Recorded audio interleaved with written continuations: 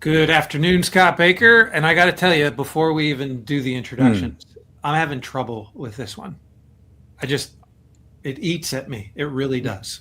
I know it makes it sound like I'm setting up for a joke, but it really does. It bothers you. It bothers me. Right. Yeah. The title of the field note is Utilitarianism in Professional Relationships. And that's what we're talking about here on Lead Better. And Mikey apparently has a problem with professional and relationships, which is obviously clear that he's not very professional. He No, that's doesn't not. care. So there's two ways that we can come. There's a handful of Okay. ways we can All come at right. it just about any one of these field notes, right?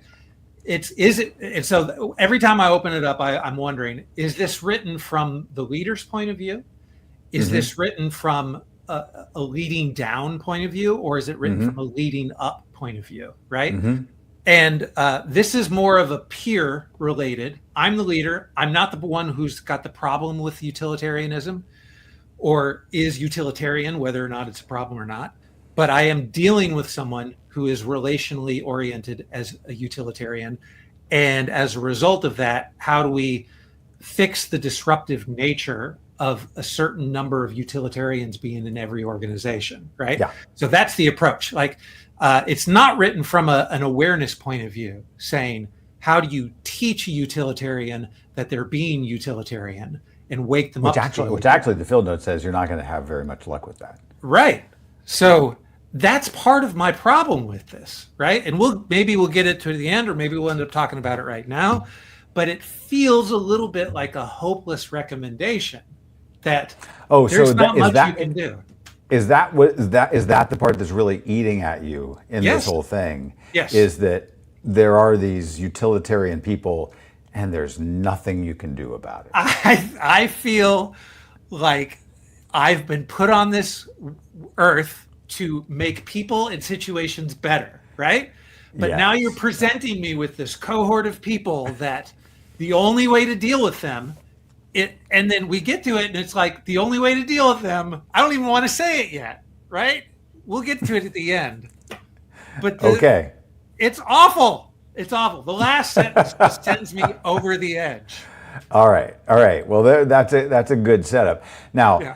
let's start then with, as most people would encounter this in their email inbox and they see utilitarian. I think a lot of people will be like, what do you mean by that? Now, the field note then defines what we mean by a utilitarian worker. It's a transactional person that's not that interested in the relationship or any other outcomes or even your goals to the extent they're interested only in your goals to the extent that it helps them. So it's really whatever I can get out of it. They might not be like,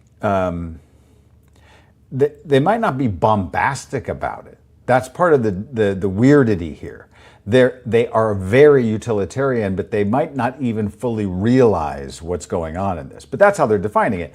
Whereas I was first kind of going like, I used to teach media ethics seminars, and we used to go through John Stuart Mill's principle of utility, and we'd look at the maximum benefit for the maximum number, and you look at all of those things, and you think, well, is utilitarianism in and of itself inherently bad? And so you can set aside some of the bigger philosophical questions and just focus in on this issue, which is we all know this. And probably we all have a little bit of this inside of ourselves, and particularly somebody like Mikey who's deceived about this and doesn't even recognize it in himself. But as you see this, it's right. The question is, then this person can disrupt an organization. Yes. Yes. Okay. So as we're defining what is an utilitarian, maybe what is not, is it fair to, and we did it in the field note, but is it fair to think that a coin operated person is a utilitarian, right? Because I could see that you could say, Not necessarily. I would vote no. That you could be very driven. In fact, I'll give you an example. I used to work with a friend of mine, hired me to run a big project, and he used to talk about one of the partners in the project. This guy wants to change the world. I like to make piles of money, and I really like my friends.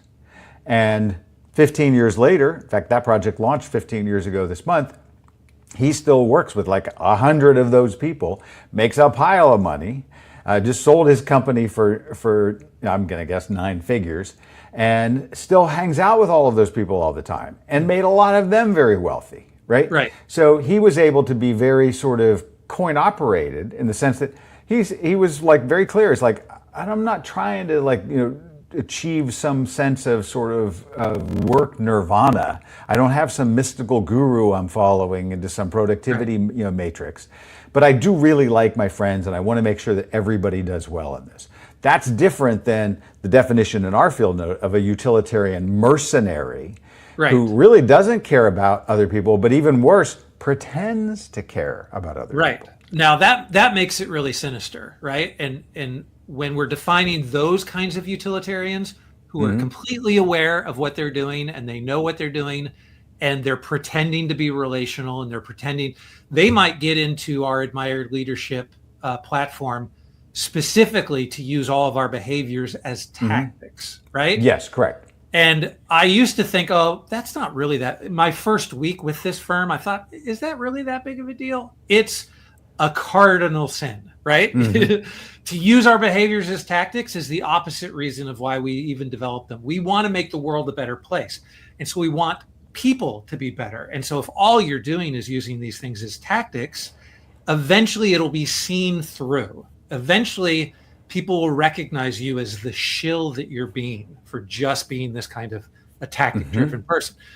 Now, on the other hand, I could see people wearing the utilitarian label without realizing that they're being utilitarian, right? And it might be that everything that they're doing is very transactional.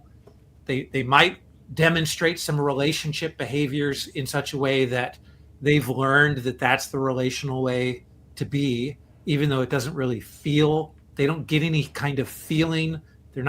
They haven't accepted the obligations of leadership. They've never been challenged to accept the obligation of leadership. So they don't really know any of these things.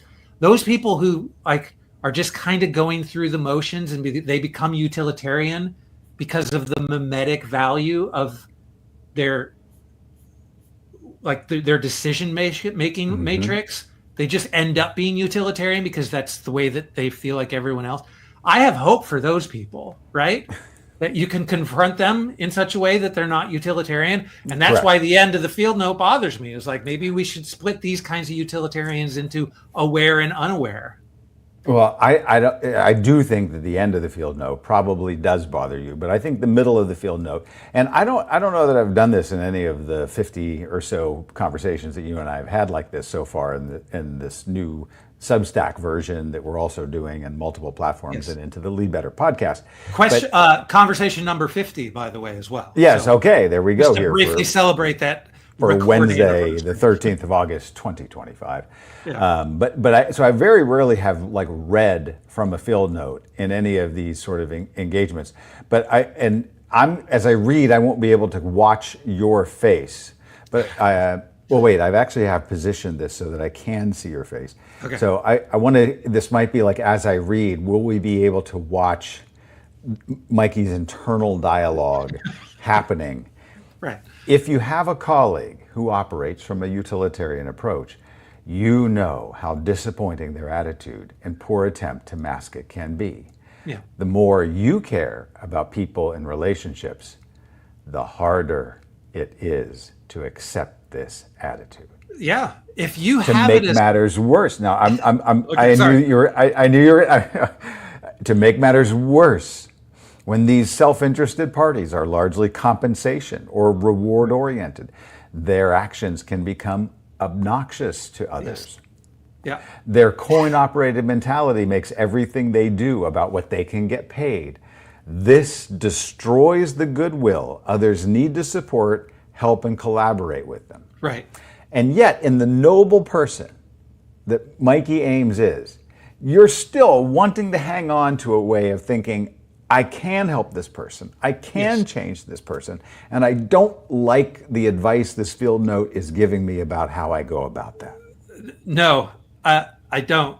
Because it seems defeatist when you get to the aware utilitarian who is like, they're not going to change because I'm trying to convince them of anything, right? And I probably in our work relationship am not going to be able to show them the value of relationships to the point where they're going to change their whole value system. Because it is. We're talking about people who have a completely different value system, right? And I don't want to victimize or villainize them in any way, because it might be 20% of our organizations are these types of folks, right? And so, let me play this out in a couple of ways. So one is to talk about, when we think about this, and I'm going to give you a pop quiz. So when I say dark triad, can you immediately name the three aspects of the dark triad? No, I cannot. Well, because I had it in front of me, but I always think I kind of know what you're talking about. You're talking about the person who's, usually narcissism would come to mind, right? And maybe the psychopathy, of that. We would know the Machiavellianism, the manipulative part, but that is the triad. And so that when you see these people, the thing that drives you crazy is how good they are at the deception of other people. What the field note talks about, the pretending to care about other people. Right. And that's actually a part that really does bother me, because I think I've seen that across many decades. People in positions where they were able to kind of like entrance somebody, whether it's a one-on-one thing or even a platform speaker or organizational leader that seems so magnetic and caring, and then when you really find out what's going on, you start to get very, very concerned. I do believe that 82% of all the Netflix documentaries that are out are about this. I'm just making no, I agree with that. No, so I have people in my family, like my closest experience with this kind of thinking is with people in our family, but they only represent like the psychopathy and the narcissism. They're not intelligent enough to represent the Machiavellian part. The Machiavellian part. Like they would be manipulative if they were smart enough to really act it, but they're not smart enough to act it, right? And so they're kind of aimlessly going through life as narcissists and as psychotics, right? So as a result, I have the tendency in what I've done is to do something that actually sounds like the last line of the field note, right? Okay. I have the tendency to look at them. I was going to say, when do you want to say the last line of the field note that is like the dagger in your heart? I'll say it here at the end of what I do. Okay. So the way I approach these members of my family is that I think of it as a scientific observation. Like I've recognized that they cannot reciprocate love or relationship in the same way that I'm trying to give it to them or trying to improve our relationship in a certain way. That their narcissism and psychopathy are things that I cannot fix, and I've learned to understand, but they're still family members. And as their family members, I just know that I'm not going to get that. It doesn't show up in apologies. It doesn't show up in expressions of love. It doesn't show up on holidays. It doesn't show up in any kind of warmth. And I know it never will. So in our day-to-day kind of interactions, and they're too self-interested to listen to lead better. No, they would be so bored with this kind of content that it just would not matter at all, right? Right. But my approach to them, like the way that I stay interested in them, is because I treat them as if, and I know this is going to sound odd and weird, I treat them as if they're like science experiments to observe, right? Okay. And so I will still try. I'll still make valiant attempts at relational behaviors directed towards them. But if they don't reciprocate in any way, I no longer take it personally, right? Okay. Because I know that they're just not wired that way. Their brain chemistry is very different. They're not wired to reciprocate in any way. So I've kind of taken this position to kind of let myself down, that it's okay, that I'm not expecting anything. And even as in like something that's purely relational, that I don't even want the transaction of a relationship back, because normally I am building a relationship that has reciprocity in it. Right. Because that's what we're really going for. And if I can't like feel any reciprocity from you, Scott, then I'm going to start to question whether or not I should make more investment into it. Right. Yes. And it goes past a certain level. But with family, right, you always have to be a different dynamic. And reciprocal nature, you always have to, right? And you're going to see them at some holidays. And so it's always going to kind of be there. But with these family members, it's just like, nope, I'm not going to get it, but it's okay. And I can still sit next to them at Thanksgiving meal and not feel like I'm being abused because of their dyad of darkness instead of darkness, the dyad instead of the triad. Right. Well, maybe just get everybody around the table and then say, I'd like you all to listen to something and then play this podcast. Now, I don't know why we would think, and I do agree with you, they'd be like, people like that would probably be bored and never get to the part where you're talking about this. Right. Although there is an element that the person that is the narcissist is kind of like the person in the Carly Simon song, right? They probably think this song is about them, even though it's not. In this case, it is about you. And in fact, every time they're listening to the lead better, and they're like, "Oh, this one's about me," right? Right. And they're kind of proud of it. And they're like, "Oh, this is another one about me," and they like that. So the problem is in the field note, as it ends with this admonition, that you kind of have to deal with utilitarians in a utilitarian way. Right. And by the way, you just said it. You just said the last line. Yeah. So. Right. Which we're at time. We're a minute over what we usually project as our 15-minute discussion. It's not. It's a little loose-ended. Because in a weird way, this whole conversation went even in a different, not entirely in a different direction.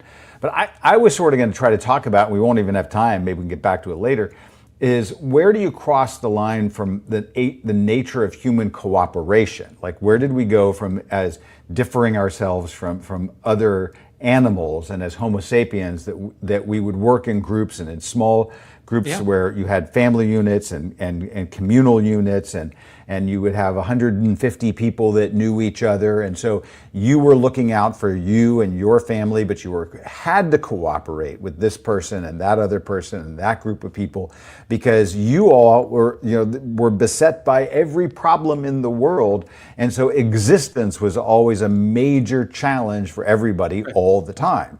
And so there is a nature in the power of our drive to cooperate to a degree of a utilitarian end, right? That I'm going to do things that will help you and help me, but somehow as we progressed, we lost that accountability, right? There was no longer the knit communities where it was a shared responsibility. And I just finished reading a Wendell Berry novel where they through those novels, they kind of talk about that Kentucky, in that town, in the fictional town, where there's this idea of the membership. It's kind of like, this is how we treat each other and this is what we do. Well, we now don't really have those kind of units. And so we come in and out of social and working relationships and all kinds of things. And it just inherently becomes more transactional and less relational. And we have probably lost something. So the question is, for the good leaders, can you come in and can you work with that? Because the problem is, if you have utilitarians and dark triad people in your organizations, they will break up the cohesion of that team. So you do have to, even if you can't fix that person, you have to figure out a way to deal with them or move them away. Yes.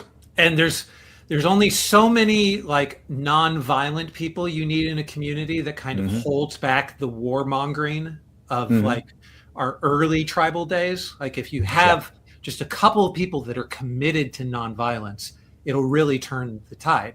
If you have a couple of people who are utilitarians, right, it could be just as disruptive, right? And so you need the kind of balance of like, who are like, whatever the relationship equivalent to nonviolence is here, of leaders stepping up and being like, yeah, we can deal with a couple of utilitarians, right? Wait, so when you're grabbing the baseball bat to whack the utilitarian, which group are we? That's not what the last line says. Like, it almost would be more satisfying to me if the last line was, ironically, the only way to deal effectively with the utilitarian is to grab a baseball bat. It does not say that.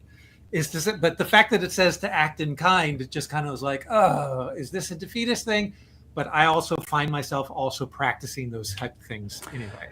So. Well, listen, I could pretend to like this conversation, continue to pretend to like this conversation, but now that it's 4 minutes long, I'm not going to continue any longer unless I get time and a half. So. All right. Thank you. All right. We'll talk tomorrow. Bye.